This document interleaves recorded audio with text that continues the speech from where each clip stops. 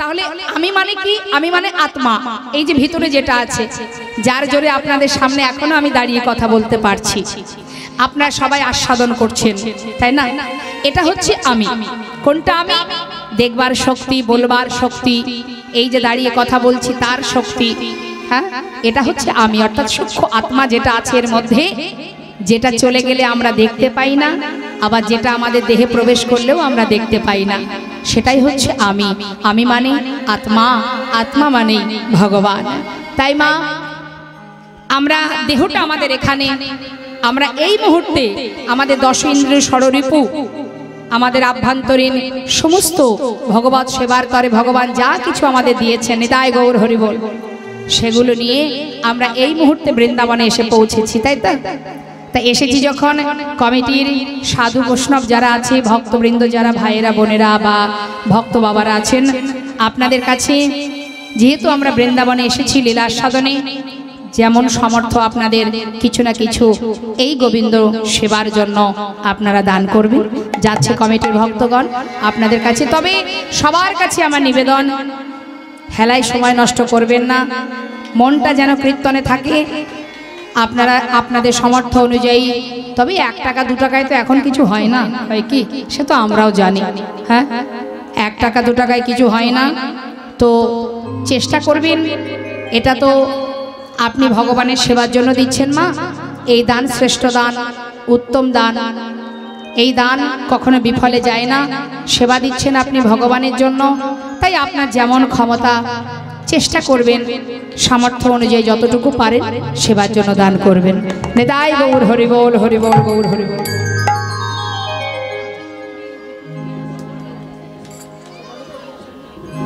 জনিতাই, আস্তে কথা নয়, মধুময় শ্রীধাম বৃন্দাবন, শ্রীধাম বৃন্দাবনে ভগবান কৃষ্ণচন্দ্র আমার, আস্তে কথা নয় মা, তিনি বনমাঝে গেছেন, সখাগণকে সঙ্গে করে নিয়ে খেলা করছেন। তা ভগবান কৃষ্ণচন্দ্র সখাদের নিয়ে খেলা করছেন, আস্তে তিনি বালক রূপ ধারণ করে বনের মাঝে খেলা করছেন সখাদের সাথে করে নিয়ে।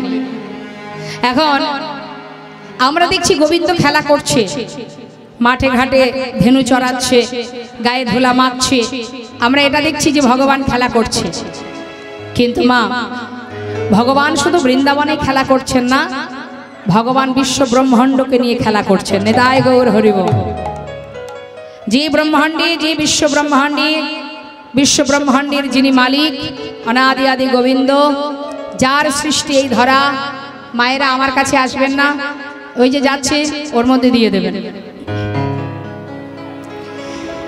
তা মা, যিনি বসে আছেন, বসে বসে খেলা করছেন, এই পৃথিবীকে নিয়ে, এই ধরাকে নিয়ে তিনি খেলা করছেন। আমরা চোখে দেখছি বৃন্দাবনে গোবিন্দ কৃষ্ণ কানাই সে সখাদের নিয়ে খেলা করছে, কিন্তু সে খেলা তো শুধু লীলা করার জন্য, কিন্তু ব্রহ্মাণ্ড, বিশ্ব ব্রহ্মাণ্ড নিয়ে খেলছেন কে? ভগবান, যিনি গোপনে বসে বসে আমাদেরকে নিয়ে খেলা করছেন। এ কথাটা কে গিয়েছিল, কে বলেছিল? কাজী নজরুল ইসলাম। তো সেই কাজী নজরুল ইসলাম, তার একটি গান আমি একটু ছোট করে গাইব, শুনুন তাহলে। আমরা মনে করি এই বিশ্ব ব্রহ্মাণ্ডে যা কিছু বাড়ি গাড়ি বিষয় সম্পদ সব আমার, দেখবেন না, দেখেন না মা, মারামারি হানাহানি চলছে, কাটাকাটি চলছে, শুধু আমার আমার করে। তাহলে আমার আমার তুমি যে করছো, তুমি কি আদেও এই সম্পদের মালিক? না। তুমি যে বাড়িতে বাস করছো সেটাও তোমার নয়, তোমার বলতে যেটুকু আছে সেটা তোমার নয়, তুমি শুধু দেখাশোনা করছো। মালিক তো সেজন যিনি বসে আছেন, যিনি বিশ্ব ব্রহ্মাণ্ডে বসে বসে খেলছেন। আর এদিকে বাবা অনাদি আদি গোবিন্দ, তিনি কানাই হয়ে বালক সেজে বৃন্দাবনে সখাগণকে নিয়ে খেলা করছেন। এখন খেলা করতে করতে হলো কি মা, ও মা আমার দিকে একটা কাজ করতে হবে। এবার গোবিন্দ খেলা করতে করতে আর তার খেলা ভালো লাগছে না, কারণ সুবলকে যেই না দেখেছে তার রাধার কথা মনে পড়ে গেছে। এই সুবল আর রাধারানী এরা হচ্ছে জেঠতুতো খুড়তুতো ভাই বোন। তা ভাই বোনের একটু মুখের মিল থাকে না। সুবলকে যেই না দেখেছে আর তার খেলায় মন বসছে না। এখন দেখুন বাবা, এই যে সুবলের বাবা রাধারানীর বাবা এরা তিন ভাই, বৃষভানু, সুভানু, চন্দ্রভানু। বৃষভানুর কন্যা রাধারানী, সুভানুর পুত্র হচ্ছে সুবল, আর চন্দ্রভানুর কন্যা হচ্ছে চন্দ্রাবলী। এই চন্দ্রাবলী ছোটবেলা থেকে রাধারানীর প্রতি একটু হিংসা ছিল মা। কেমন হিংসা জানেন? গোবিন্দকে পাওয়ার জন্য হিংসা। কারণ চন্দ্রাবলী ছোটবেলা থেকে দেখতো যে গোবিন্দ শুধু রাধার কুঞ্জে যায়, তার কুঞ্জে আসে না। এটাই ছিল তার রাগ, যে রাধারানী যেমন সুন্দরী আমিও তো সুন্দরী, তাহলে গোবিন্দ শুধু রাধার কুঞ্জে যাবে, আমার কুঞ্জে কেন আসবে না? এই ছিল তার মনে রাগ। তাই তিনি মনে মনে স্থির করেছিলেন চন্দ্রাবলী যদি কোনোদিন গোবিন্দকে সে পায় নিজের কাছে, তাকে এমন ভাবে ভালোবাসবে জনমের মতো সেই দিন থেকে রাধাকে ভুলে যাবে। তেমন একটা সুযোগ পেয়েছিলেন চন্দ্রাবলী। সেদিনটা কোন দিন জানেন না? যেদিন কলহন্তরিতা মান হবার আগে, মানে রাধারানীর যখন কুঞ্জে যাবেন গোবিন্দ, তার আগে চন্দ্রাবলী গোবিন্দকে কাছে পেয়েছিলেন। পথের ধারে গোবিন্দকে পেয়ে তাকে নিজের কাছে রেখে সারা রাত ধরে সেবা দিয়েছিলেন। তা আজ আমার গোবিন্দ তিনি সুবলকে দেখে তার আর খেলা ভালো লাগছে না, খেলায় মন বসছে না। সুবলকে দেখে বলছে, সুবল রে, হ্যাঁ রে ভাই, আর যে খেলা ভালো লাগছে না। দেখ তোকে দেখা মাত্রই আমার রাধার কথা মনে পড়ে গেছে, এখন আমি কি করি বল? সে কি কথা? সুবল বলছে, আয় কানাই, তোর আমাকে দেখে রাধার কথা মনে পড়ে গেল? হ্যাঁ রে, একটিবার রাধাকে এনে দেখাতে পারবি? আমার যে আর ভালো লাগছে না। নিজের ধেনুবৎস যত গরু বাছুর আছে মা সখাদের কাছে দিয়ে বলছে, তোরা গাভীগুলোকে লক্ষ্য রাখ, আমি চললাম। এদিকে বলরাম তিনি কিন্তু ব্যাপারটা দেখেছেন মা, যে ভাইয়ের রাধা দর্শনের বাসনা জেগেছে। হরে কৃষ্ণ। বলরাম কানাইকে এমন ভাবে ভালোবাসতেন, পঞ্চভাবে সেবা দিতেন। তা যখনই দেখেছে যে ভাইয়ের একটু রাধা দর্শনের বাসনা হয়েছে, চিন্তা করছে, আমি দাদা, আমি যদি থাকি তাহলে তো যেতে পারবে না। তাই চতুরতা করে বলরাম বলছে, আয় কানাই, জানিস ভাই আমার প্রচন্ড ঘুম পাচ্ছে, হ্যাঁ রে আমি একটু ঘুমাই, আর তুই একটু গরু বাছুরগুলো লক্ষ্য রাখ। ঠিক আছে দাদা। বলরাম কি করলেন? ঘুমালেন না কিন্তু মা, ছলনা করে একেবারে সুন্দর তরু তলে তিনি চোখ বন্ধ করে শুয়ে আছে। আর এদিকে বলরামকে ডাকছে কানাই, দাদা, ও দাদা, দাদা। বলরাম ভাবছে, আমি যদি ডাকি তাহলে তো আর যেতে পারবে না, তাই কোনো সাড়া দিচ্ছে না।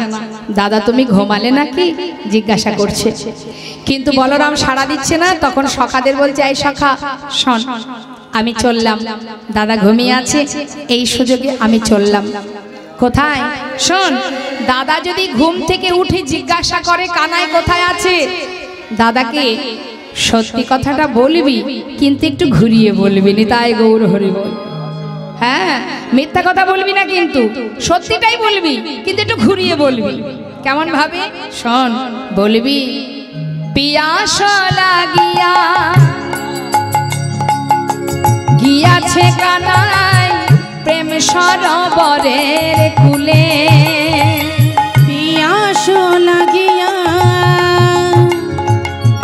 গিয়াছে কানাই প্রেম সরোবরের কূলে, ওই দারুণ পিপাসা মিটাইবার লাগি গিয়াছে যমুনার জলে, দারুণ পিপাসা। হরি বল।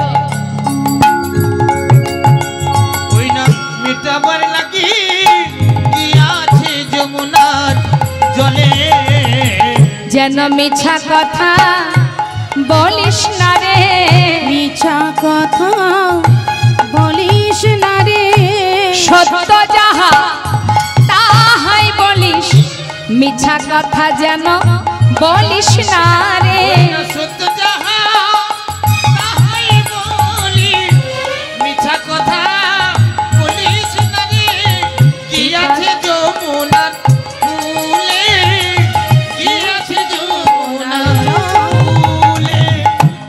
এমন ভাবে কথাটা বলবি দুটো কাজ হবে, দাদাকে মিথ্যা কথাও বলা হবে না, আমার আবার রাধা দর্শনে যাওয়াটাও হবে। হরি বল।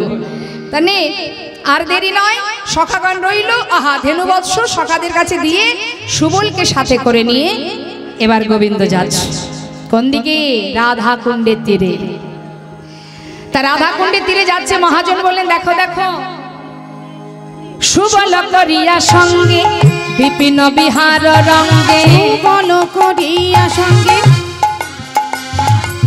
বিপিন বিহার রঙ্গে, সুবল সুবল করিয়া সঙ্গে, সুবল করিয়া সঙ্গে বিপিন বিহার রঙ্গে। রসময় বিদগত সে, রসময় বিদগত সার, রসময় বিদগত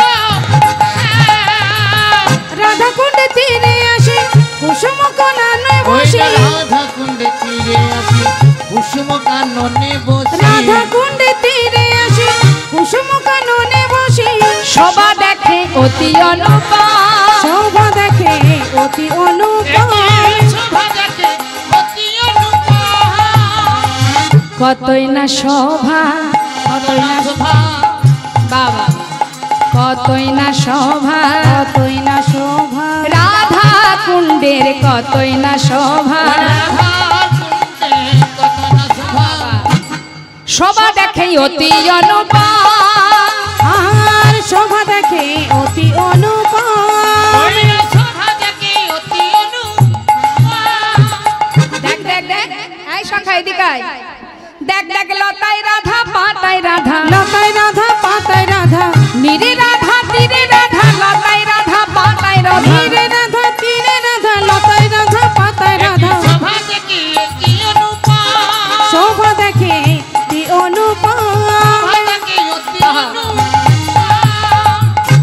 রাধা কুণ্ডে তীরে এসে সুবল সখাকে ডেকে বলছে এই সখা, দেখ দেখ চারিদিকে চেয়ে দেখ, দেখ সর্বত্রই রাধা, যেদিকে তাকায় সেদিকে রাধা রাধা রাধা। সুবল চিন্তা করছে সর্বনাশ, আজ যে কানার কি হলো, সারাক্ষণ রাধা রাধা রাধা রাধা জপ করছে, এখন কি করে রাধাকে আনা যায়। গোবিন্দ বলছে সখারে, সখা এই সুবল, তুই তো আমার মরম সখা, বল না কেমন করে রাধাকে আনবি। সুবল বলছে যখন তখন তাকে আনা যায়। হরিবল। হ্যাঁ রে, সে তো বাদিনীর ঘরে থাকে, তুই কি জানিস না? মন চাইলে তাকে আনা যায় কি? আমি আনতে পারবো না ভাই।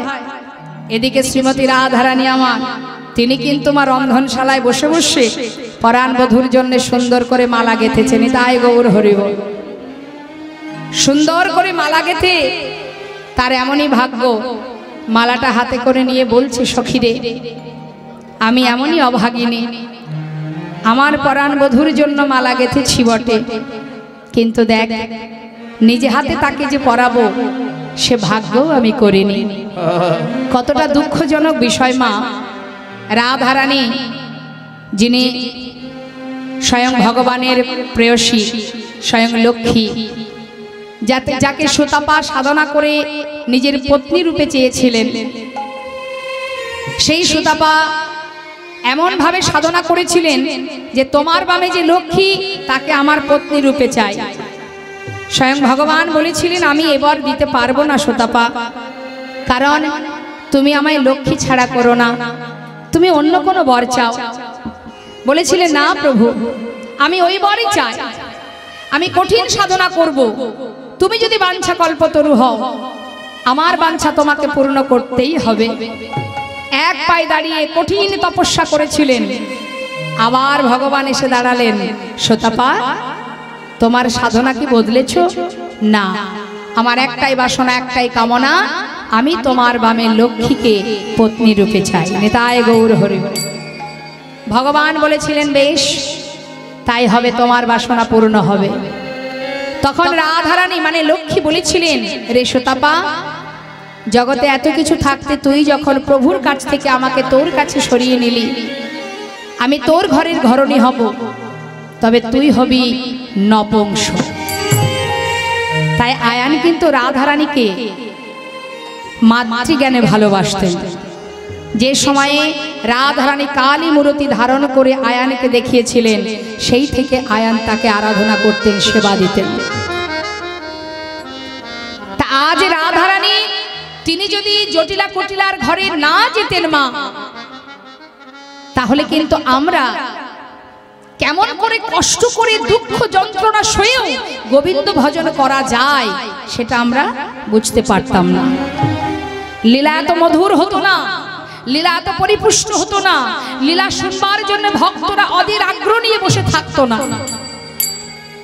যদি রাধারানী কোন কৃষ্ণ ভক্তের ঘরের পুত্রবধূ হতো, তাহলে গোবিন্দ দর্শনে যেতে তার কোনো বাধা থাকতো না। তাহলে লীলা কি এত মাধুর্য হতো মা? যেহেতু বাদিনীর ঘরে ছিল, সেখান থেকে কি করে গোবিন্দ ভজন করা যায়, আজ রাধারানী সেটা আমাদের মতো জীবকে শিক্ষা দিয়ে গেছেন। সেই জন্য লীলা এত মধুর, এত সুন্দর।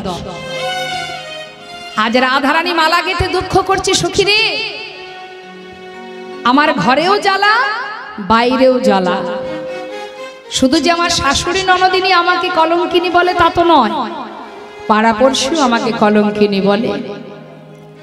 সবাই শুধু কলঙ্কিনী বলে, কিন্তু এমন কেউ কি আছে জগতে যে আমাকে আর আমার বধূকে যুগলে ভালোবাসে? নেতাই গৌর হরি। দুঃখ করছেন রাধারানী, তাই নিজের হাতের মালাটা বৃন্দা সখীর হাতে দিয়ে বলছে, বৃন্দা যা সখী, আমার তো ভাগ্যে হবে না জানা, দেখ গলা বিলে মালাটা শুকিয়ে যায়, যা যা যার জন্য গেঁথেছি তাকে পরিয়ে দিয়ে আয়। বৃন্দাবতী সেই মালা নিয়ে এবার যাচ্ছে যমুনার ধারে, গোবিন্দের জন্য নিয়ে যাচ্ছে। মা চাপা ফুলের মালা গেঁথেছে তো, সুন্দর মালাটা নিয়ে এবার যাচ্ছে গোবিন্দের গলায় পরাতে। বৃন্দাবতী হেন কালে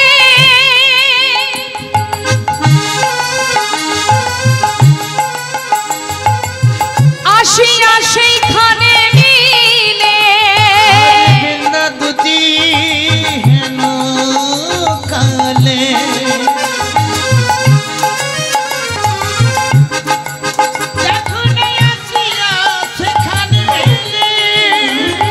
চম্পকের মালা করে করি, চম্পকের মালা করে করি,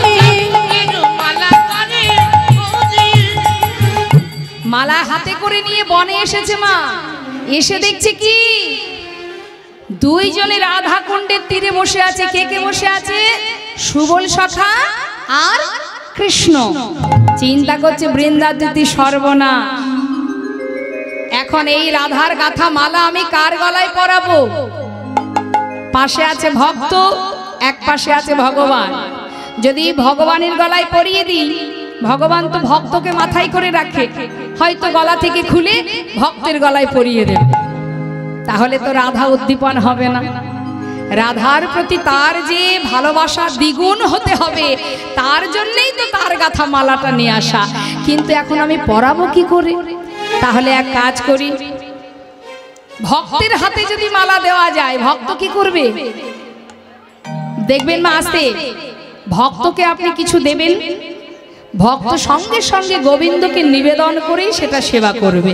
এটা ভক্তের ধর্ম, ভক্তের কাজ, তাই না? যদি সে প্রকৃত ভক্ত হয়, কি করবে? দেওয়া মাত্রই তার চরণে নিবেদন করবে, তাকে নিবেদন করে তবে বদনে দেবে।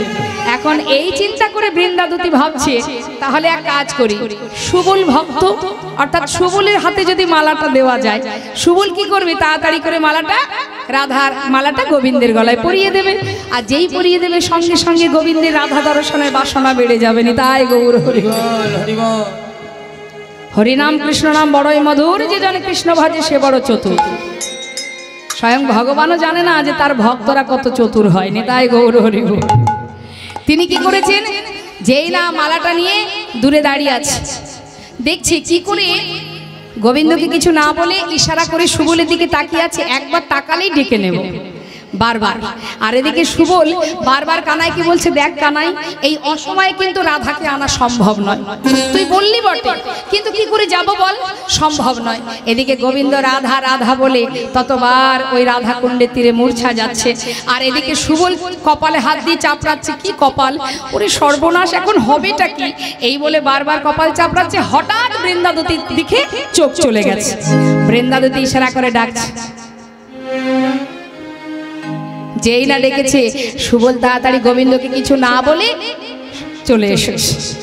যেই না এসেছে সুবলের হাতে দিলেন, সুবলের সমর্পিল দেহ কৃষ্ণ গলে দিল, সুবলের সমর্পিল দেহ কৃষ্ণ গলে দিল, সুবলের সমর্পিল দেহ কৃষ্ণের গলে দিল। উদ্দীপন রাধার মাধুরী, ওই নাই উদ্দীপন রাধার মাধুরী, উদ্দীপন রাধার মাধুরী।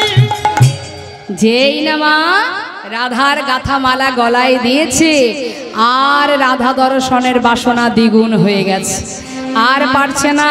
সঙ্গে সঙ্গে গোবিন্দ কি করলেন, প্রেমে চারি পানে চাই অরুণ নয়নে ভাই, প্রেম উদ্বেগে ভাই, প্রেমে চারি পানে চাই অরুণ নয়নে ভাই, প্রেম চারি পানে চাই অরুণ নয়নে ভাই, অবশ্য হইল সবই